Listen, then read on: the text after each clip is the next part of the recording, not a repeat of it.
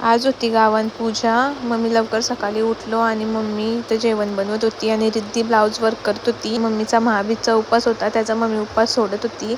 आणि मग नंतर गावात आलो आम्ही.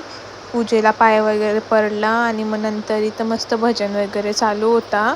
सगळी लाईनला मग नंतर सगळी पालखीचे पण पाय पडायला लाईनमध्ये थांबलेली. आणि मग नंतर आम्ही पण आईचे पाया पडलो, प्रसाद घेतला आणि मग आम्ही नंतर आलो जेवायला. इथं माझं फ्रेंड्स मला थांबलेलं जेवासाठी. आणि मग नंतर आम्ही जेवण घेतला आणि तुम्ही बघू शकता किती इथं जेवणासाठी पंगत बसलेली, अर्धी वरती अर्धी खाली बसलेली.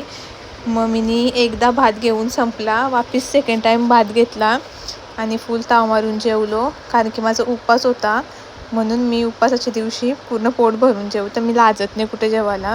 मग आम्ही जेवलो. मग नंतर आमच्या मम्मीसांचा नवदुर्गा महिला मंडळचा भजन पण होणार होता, तर सगळ्या मम्मीसा इथं थांबलेल्या. मम्मीसांचा नवदुर्गा महिला मंडळचा भजन खूप सुंदर झाला. मग आम्ही आलो घरी. मावशी ऍक्टिंग करून दाखवत होती कोणची तरी आणि या सगळी जाम असत होत्या.